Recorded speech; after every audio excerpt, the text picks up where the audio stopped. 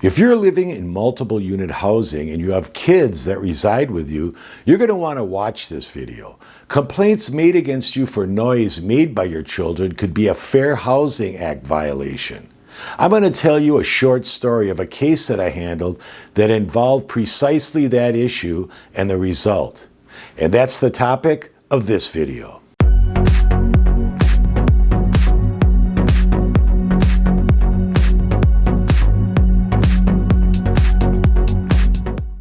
Hello again, everyone. I'm attorney Robert Flessas. Hey, if you like my videos and you're learning from them, seriously consider subscribing, liking, and sharing.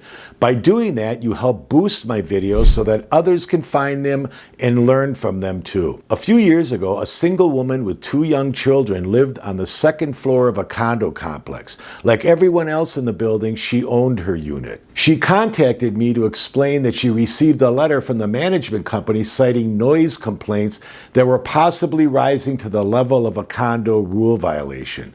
The letter threatened to impose a fine upon her for each violation.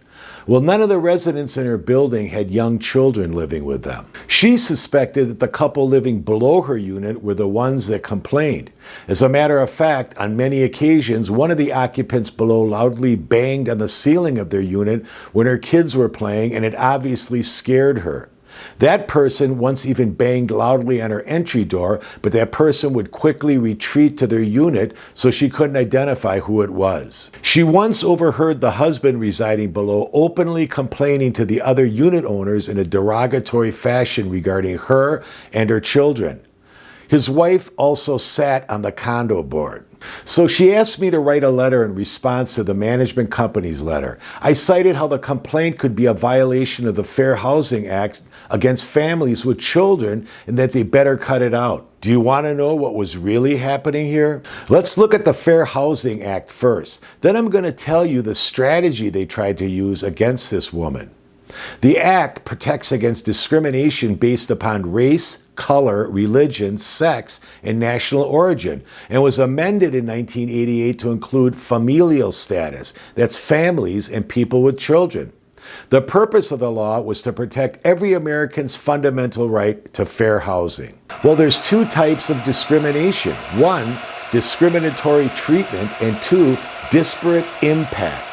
Discriminatory treatment is where the victim is expressly treated differently than others in the community based upon his or her protected class. Discrimination through disparate impact occurs when a neutral rule, in this case the condo noise rule, on its face has the effect of discriminating against a protected class. Since this single woman lived in a condo, there were condo rules established to prohibit unreasonable noise. Well, fine. But the noise coming from her unit did rise to the level of a condo rule violation.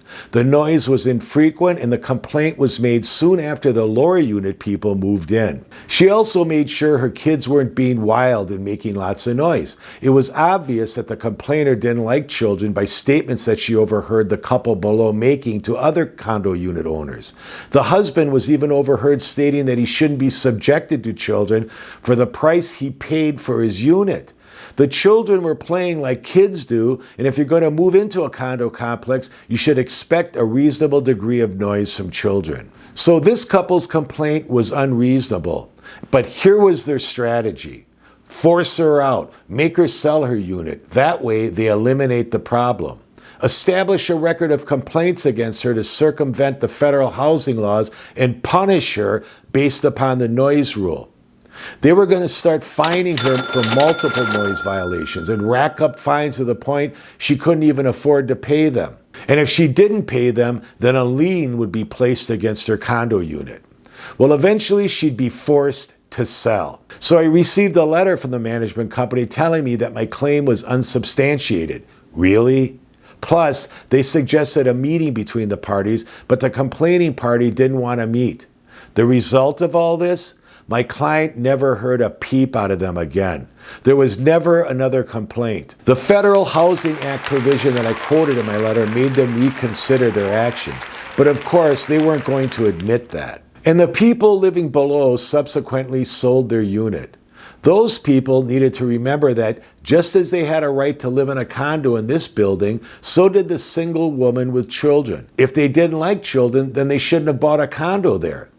The FHA permits an exception, though, for senior housing or housing for older citizens. This couple, if they wanted to be guaranteed that no children were allowed, since they qualified in age, they should have purchased a condo in a community for residents for 55 or 62 and older that legally excluded children. But no, these people figured they'd make her move. Would I have filed a fair housing complaint if the management company wrote her up with violations based upon frivolous noise complaints?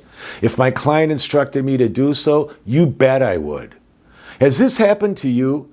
I'm attorney Robert Flessas. Remember to subscribe, like, and share. Thanks for watching this video, and I'll see you in the next one.